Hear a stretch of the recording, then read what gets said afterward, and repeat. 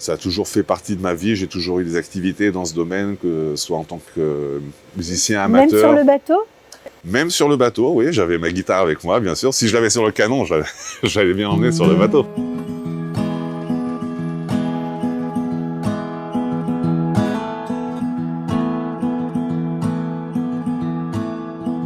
Jérémy Orguel, bonjour. Bonjour Cathy. Tu as 7 ans quand tu arrives en Israël, avec tes parents, tes frères et sœurs. C'est l'aventure, là. L'aventure complète. Qu'est-ce que tu gardes de cette période? Je pense que cette sensation d'aventure, c'était quelque chose de très nouveau, d'excitant, changement radical avec ce que je connaissais avant. Tu quittes Lucien de Hirsch, tu te retrouves dans une école, Memlarti, on peut dire plus ou moins laïque, Complètement. en plein cœur de Ramat HaSharon. C'est pas tout à fait la même. Changement vraiment, comme j'ai dit, radical d'ambiance. À ce niveau-là de l'école, j'ai quand même mis un certain temps à m'adapter, puisque l'école Memlarti ici en Israël a un caractère, ou du moins à l'époque, avait un caractère un peu moins juif que l'école juive en France. Ça a créé une certaine désorientation. Ça a duré longtemps, cette désorientation? Non, pas si longtemps que ça, puisque mes parents ont jugé de nous transférer dans le système Mamlarti Dati. Une yeshiva Bnei Akiva? Une yeshiva Bnei Akiva, voilà. Où, en tant que traditionnaliste français, j'étais un tout petit peu moins religieux que les autres. Il a fallu trouver mon équilibre entre ces différentes écoles. Tu avais une étiquette là-bas? T'étais un peu considéré comme français, t'étais adapté, comment t'étais? J'ai toujours eu cette étiquette de français, forcément, puisque autour de moi, il y avait des Israéliens de pure souche. Oui, j'ai toujours eu cette étiquette de français presque jusqu'à aujourd'hui. À l'armée, c'est sûr, à la yeshiva, c'est sûr. C'est dur ou pas? C'est énervant? Non. Bien sûr, des fois, on utilise ça pour te dénigrer, mais bon, dans l'ensemble, dans la majorité des cas, c'est sûrement pas méchant. Et puis, comme c'est une partie de mon identité dont je suis fier, donc ça m'a jamais vraiment posé de problème. Au contraire, c'était un bagage en plus, si tu veux, que j'avais, et non pas une tare. Tu termines, on va dire, ton cycle d'études, tu passes ton bac, tu rentres à l'armée, et là, ton rêve se réalise, tu es accepté aux courses Thaïs, comme on dit en hébreu, tu es apprenti pilote. Voilà, donc 10 jours d'euphorie, après quoi mon rêve s'est éclaté en 1000 morceaux. J'ai été engagé donc aux courses Thaïs, mais j'ai fini le guibouche. Mais à la fin du guibouche, il y en a 50% qui dégagent. C'était dur pour toi? À ce moment précis dans le temps, c'était une déception. Mais quelques années plus tard, j'ai compris que c'était pas une mauvaise chose. Du ciel, tu te retrouves à être dans l'artillerie. C'est complètement l'inverse. Comment on s'adapte à ça? On n'a pas tellement le choix. On fait ce qu'il y a à faire. Que ça soit dormir dans le désert ou dans la boue du Sud-Liban. Avec l'artillerie, on a d'un côté, on n'a pas du tout le mérite qu'ont ceux qui intègrent des unités plus prestigieuses comme l'infanterie ou bien sûr la marine ou l'armée de l'air. Donc aucun prestige, mais par contre on a tous les inconvénients. Mais c'était quand même un service intéressant parce que c'est un corps d'armes dans lequel on retrouve des gens qui proviennent de tous les milieux sociaux en Israël. C'était un bain d'israélianité dans lequel je me suis bien trempé. Et après ça, je pense que y a plus vraiment de secret. La nature israélienne est très claire. Une fois qu'on a fait 3 ans d'armée, on a une bonne vision de ce que c'est d'être israélien. Tu faisais de la musique déjà depuis longtemps. L'armée aussi, c'était un moment de faire la fiesta avec tes amis soldats. La fiesta à l'armée, c'est difficile à dire. Mais ouais, j'étais déjà musicien à l'époque et les soldats, comme tous les autres, bien sûr, apprécient la musique. Alors comment tu faisais dans ton canon pour prendre ton instrument? Je transportais ma guitare avec moi, et je trouvais un petit coin entre les obus dans le canon, entre les obus et les charges. Alors après, comme tous les Israéliens, tu décides de partir malgré ton sionisme. Je crois que ça n'a rien à voir. Non, l'un n'empêche pas l'autre. C'est pas parce qu'on est sioniste qu'on doit rester bloqué en Israël. On peut très bien faire des voyages et voir du pays. À vrai dire, j'avais moi l'idée de faire comme tous les Israéliens, c'est-à-dire de faire un voyage initiatique, Partir au bout du purement pour monde. le voyage et l'aventure et le fun. que font les Israéliens après l'armée. C'était très en vogue déjà à l'époque. Mes parents à l'époque m'ont suggéré d'aller faire des études. C'est bizarre. Voilà, au lieu d'aller vadrouiller comme ça sans vraiment avoir de but, ils estimaient que je pourrais effectuer des voyages par la suite dans le cadre de ma formation ou de mes occupations professionnelles. Et il s'avère qu'ils ont eu raison. Donc en fait, ce qui s'est passé, c'est que je me suis retrouvé à la fac 2 semaines après la fin de l'armée. Ah ouais, direct. Direct. En France? À Lyon. Okay. À Lyon 3, où j'ai fait une licence d'administration économique et sociale et de mathématiques appliquées aux sciences sociales. Comment c'est de se retrouver dans une fac française après 3 ans d'armée? On n'est pas complètement déphasé? C'est très étrange, parce que déjà à l'armée, j'étais ce qu'on appelle un khayal boded, puisque mes parents sont retournés habiter en France à cette période. Mais en plein service, j'étais en France, j'étais en visite à mes parents en France un certain nombre de fois. Donc il m'est déjà arrivé d'être un jour à Saint-Tropez et le lendemain dans un marsum dans les Shtachim ou au sud-Liban. Donc subir des changements radicaux d'atmosphère. J'étais un petit peu préparé, mais effectivement se retrouver dans un amphi avec des gens avec lesquels j'étudie, qui étaient 2 mois plus tôt des lycéens en France, et moi, après 3 ans d'armée, il y avait un certain écart de mentalité et de maturité aussi, on peut le dire. Le master aussi, tu l'as fait à Lyon? Un master à Paris, MBA de management avec une spécialisation dans le domaine de l'hôtellerie. Ouais. J'ai eu la chance d'avoir une proposition pour aller travailler sur des bateaux de croisière, pour avoir une position d'économe. Et je me suis retrouvé à la fin, 2 semaines après la fin des études, en Polynésie, à Tahiti, où j'ai commencé ma carrière de matelot. La carrière de matelot qui a duré un petit moment. Alors je crois que tu as énormément voyagé, mais c'était quand même un truc, bon c'est vrai que ça fait rêver hein, quand tu nous dis la Polynésie française, tous les pays que tu as dû voir, je crois que tu as vu plus de 60 pays? Environ, même un petit peu plus, ouais. Faut pas croire, hein, le travail sur les bateaux de croisière, c'est une combinaison entre le plaisir et le voyage et la découverte et l'aventure et toutes ces choses-là, avec une bonne dose de travail quand même assez intense. Est-ce que tu as appris à l'armée, ça t'a aidé pour ça ou pas vraiment? C'est sûr qu'on développe à l'armée des facultés sociales, je pense, qui sont quand même assez particulières, puisqu'on est entouré de gens, si tu veux, avec lesquels on n'a pas choisi d'être, beaucoup plus que dans le cadre d'une occupation professionnelle, puisqu'on est 24 ensemble et qu'on doit faire des missions ensemble. Donc à ce niveau-là, l'armée a dû contribuer à la formation qu'il faut pour pouvoir travailler en équipe et pour pouvoir, parce que quand même c'est assez spécial d'être sur un bateau et d'être dans ce microcosme bouclé comme ça pendant une certaine période, même si on bouge tout le temps et que l'activité est par nature plus fun. Mais cette notion de vivre avec les autres et de savoir vivre en groupe, c'est certainement quelque chose que j'ai dû apprendre à l'armée. La musique était toujours présente à ce moment-là? Toujours omniprésente, même sur le bateau, oui, j'avais ma guitare avec moi, bien sûr. Si je l'avais sur le canon, j'allais bien l'emmener sur le bateau. Malgré moi, je me suis retrouvé en train d'organiser des soirées de musique aussi sur le bateau. J'étais DJ pour tout l'équipage. Tu languissais Israël à cette époque ou pas? Quoi qu'il arrive, j'ai toujours une place chaleureuse dans mon cœur pour Israël. Et j'étais déjà après 6 ans d'études en France, donc Israël commençait déjà à me manquer. Cette période sur les bateaux de croisière, c'était une période très très intéressante avec quasiment tous les jours dans un pays différent qui commence à se répéter, malgré tout l'aspect pittoresque de la chose. Après un certain temps, l'aspect excitant commence à être un petit peu moins excitant et l'aspect monotone commence à être un peu plus monotone.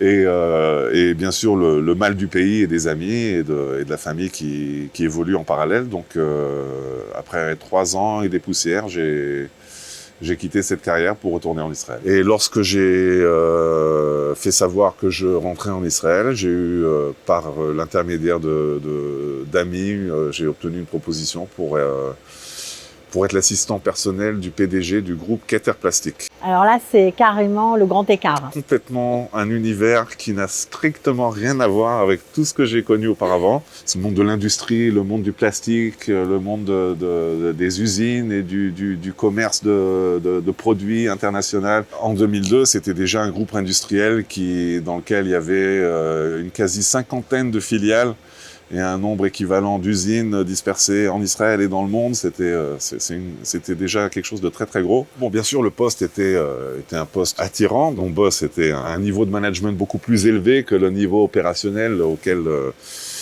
j'appartenais auparavant. Mais c'était surtout pour moi un moyen de remettre un pied en Israël et de trouver une occupation qui soit intéressante et sans vraiment savoir, si tu veux, comment j'allais évoluer de là, mais c'était un bon poste pour reprendre les choses en main et réintégrer le pays. J'ai passé quand même 5 ans là-bas. Tout allait bien, mais je sentais qu'il me manquait quelque chose. Il faut bien comprendre qu'en parallèle avec cette activité, pendant toute cette période, j'ai toujours été actif aussi dans le monde de la musique.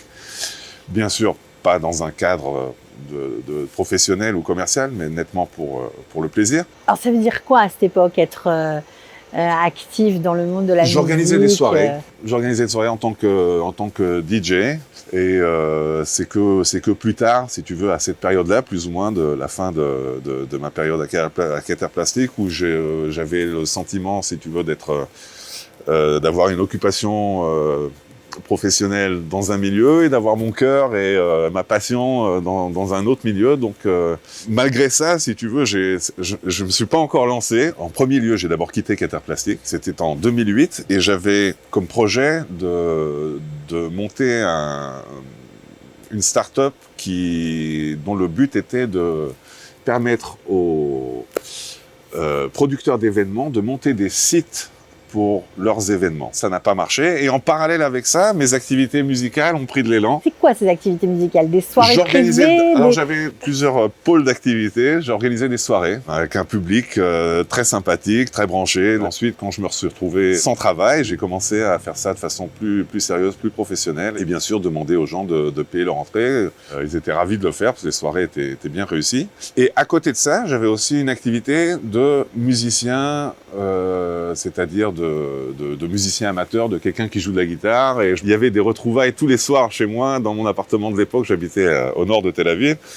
Et de façon plus ou moins spontanée, il y avait les gens venaient taper le bœuf chez moi avec des musiciens qui venaient comme ça, pour le fun. Quand tu dis les gens venaient taper le bœuf, t'es un peu modeste quand même, parce que là aussi, il y a eu une certaine évolution. Il y avait des stars quand même chez toi. Ça a commencé avec des amis à moi qui sont eux-mêmes de très bons musiciens, et qui collaborent avec des grandes stars. Et puis, comme on a commencé à organiser nos soirées, il y avait une énergie bien sympathique et bien particulière. La rumeur a commencé à se répandre et petit à petit, j'ai eu l'honneur et le plaisir d'accueillir chez moi des grands noms de la musique israélienne, y compris des gens qui étaient quasi des idoles pour moi. Donc, Shlomi Shaban, Danny Sanderson, Yitzhak Klepter, Ephraim Shamir, Yomi Kaplan, Avishai Cohen, et encore un grand nombre de musiciens. Dans ton petit appart? Dans mon petit appart. Toute la nuit? Toute la nuit, et les gens jouent et viennent. Frappent à la porte et viennent, et c'était purement du bouche à l'oreille. C'était le bonheur, c'était une évolution inattendue, on va dire, parce que c'était complètement innocent de ma part. J'avais aucune intention, si tu veux, de mener ma barque dans cette direction. Et ça s'est fait tout seul, jusqu'au stade où c'était une cadence quasi quotidienne, où je me suis retrouvé chez moi avec à 40, 50, 60, 70 dans mon 2 pièces. Tous les soirs. Et forcément, ça a commencé à poser problème. Et on s'est dit avec un ami, pourquoi ne pas tenter de faire une soirée au lieu d'avoir un DJ, comme on le faisait jusqu'à présent, de faire la musique live. Voilà, de faire un appel à tous les musiciens et de leur dire venez, et de faire un bœuf, c'est-à-dire de la musique live. Oui, mon message c'était les gars, venez, j'organise une soirée, je n'ai aucune idée de quelle musique il va y avoir. Non seulement ça, je ne sais absolument pas qui c'est qui va venir comme musicien, mais il y aura du live. Donc venez à vos risques et périls. On a parlé des stars en tant que musicien, mais il y avait aussi tout le showbiz, tout type, comme on dit, israélien.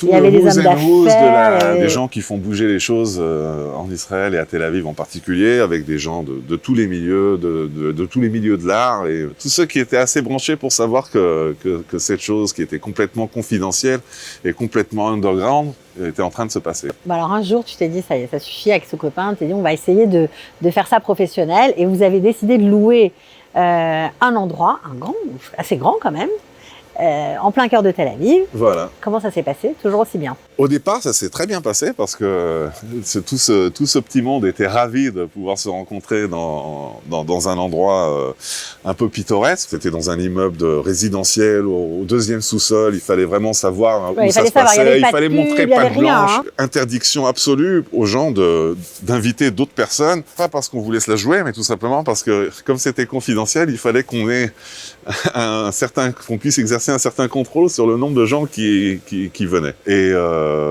donc après 2 ans de fonctionnement, nous avons enfin décidé de prendre un local encore plus grand et de faire les choses d'une façon réglementaire et professionnelle. Donc là, tu sautes le pas, tu changes de carrière officiellement. Là, c'est déjà un projet d'une toute autre envergure, et en termes de budget, et en termes de travail, et d'énergie, et de connaissances professionnelles qu'il faut avoir pour mettre ça au point. Et c'est l'endroit où on se trouve aujourd'hui. Dieu merci, après, ça fait bientôt 11 ans qu'on a investi des lieux ici. L'idée était d'avoir un lieu sans aucune limitation, où on puisse exercer notre passion de la musique et prendre toutes les initiatives qu'on avait envie sans aucune limitation. J'aime penser qu'on est le lieu de rencontre informel de la communauté des musiciens professionnels en Israël, parce que les musiciens professionnels, ils ont en fait quelque part besoin d'un endroit qui puisse leur fournir tous les moyens qu'il faut pour faire de la musique. Dans un bar de musiciens, tu vas trouver une scène, tu vas trouver des instruments, tu vas trouver cette atmosphère un petit peu particulière. Et c'est donc ça qu'on a essayé de mettre en place.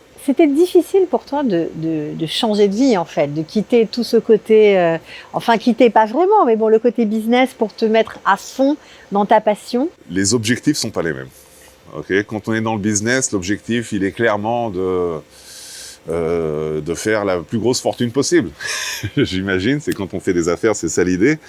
Et quand on fait de la musique, c'est un petit peu différent parce que c'est un milieu dans lequel il y a très très peu de gens qui arrivent à vraiment bien gagner leur vie. C'est pas impossible de gagner l'argent non plus dans le milieu de la musique, et c'est aussi un but clairement établi. De toute façon, t'as pas le choix, parce que si tu gagnes pas d'argent, ça coûte cher de faire tourner une salle de concert. Si tu gagnes pas d'argent, tu vas faire faillite, comme dans tous les domaines artistiques ou même le domaine de la restauration.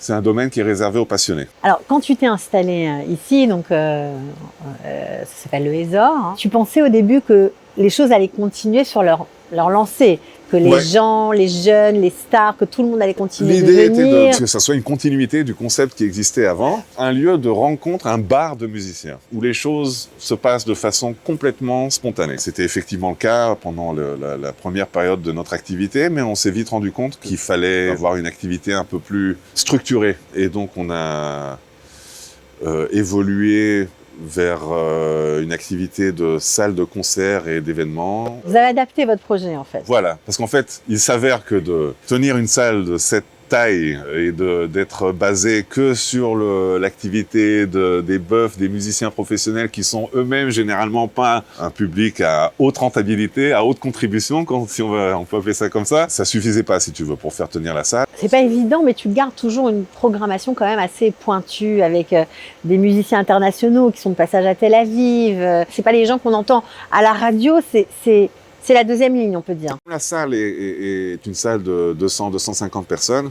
Généralement, les artistes qu'on entend beaucoup à la radio, les grands artistes, ce qu'on appelle la liste A, sont des artistes qui vont se produire dans des salles qui sont plus grandes que cette salle-là, ce qui ne les empêche pas de venir fréquenter la salle, soit en tant qu'auditeur, soit en tant qu'invité, ou même parfois pour effectuer leur propre concert à eux. Mais si tu veux, de par la nature des choses, la programmation qu'on va retrouver ici, c'est des musiques un petit peu plus spécialisées. Donc on a tous les types de musique ethnique, tous les styles de musique un peu plus pointus, le jazz, le blues, la musique africaine, le rock, le reggae, même de la musique classique occasionnellement, et tous les styles de musique qui sont tout aussi intéressants et même voire plus passionnants que la musique commerciale, si tu veux, la musique qui passe à la radio FM. Du point de vue artistique, Israël est un endroit où il y a une foultitude de créations musicales. On n'a pas à rougir de la scène, des talents qui existent ici. On dit souvent que tout se passe à New York, que les États-Unis, c'est par là-bas que ça se passe. C'est eux qui ont à rougir.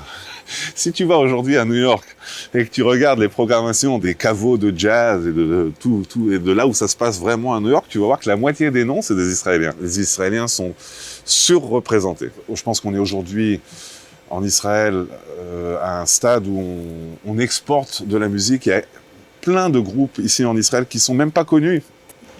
Qui sont pas connus sur la scène locale parce qu'ils font de la musique un peu plus pointue de ce qu'on va écouter à la radio ou dans les grands médias, mais qui font des carrières fulgurantes et qu'on connaît dans le monde entier, dans le milieu du jazz, comme j'ai dit avant, mais pas que. Bien sûr, la trance et la musique électronique, ça fait des années que c'est comme ça. Le talent musical israélien s'exporte très très bien, ce qui n'empêche pas, bien sûr, qu'il y ait la création musicale nullissime en Israël. L'un n'empêche pas l'autre, et c'est vrai que souvent ce qu'on entend sur les radios ou les différents classements en style top 50 et tout ça vole pas très très haut, mais il n'empêche qu'il y a en Israël énormément d'activités musicales qui rayonnent sur le monde entier.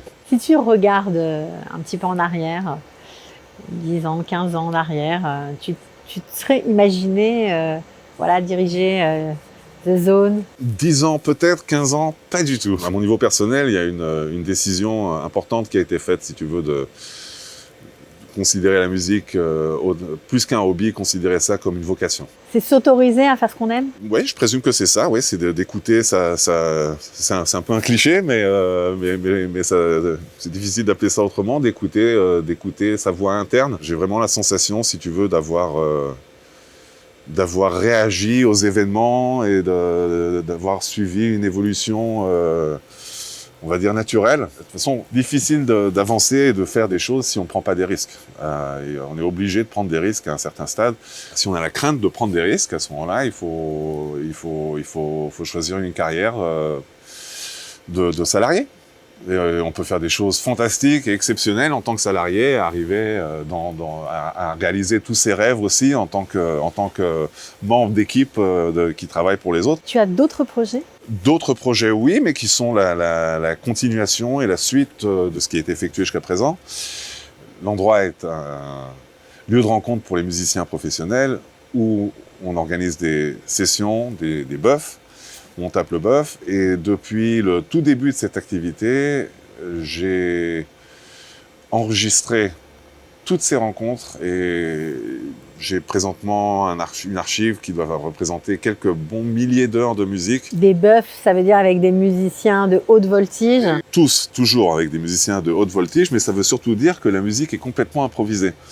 Ok, c'est pas des reprises, c'est complètement éphémère, c'est l'immortalisation d'un moment d'art complètement éphémère qui peut être sans aucun intérêt, comme il peut tout à fait être aussi magique. T'as des souvenirs comme ça de moments magiques ici? J'en ai beaucoup en mémoire. On a d'ailleurs l'idée de la suite de ce projet, c'est de réunir tous ces moments de magie musicale exceptionnelle et de les diffuser et de permettre au public de les écouter, au public bien entendu, au public local, de gens qui connaissent les artistes et qui connaissent l'endroit et qui font partie de notre public, mais bien entendu aussi de faire connaître cette musique aux amateurs de musique et notamment aux musiciens du monde entier. À vrai dire, il y a déjà une chaîne YouTube que les gens peuvent aller visiter, qui est un peu comme un ballon d'essai, si tu veux, de ce projet, où il y a quelques dizaines de vidéos avec certaines de ces perles musicales,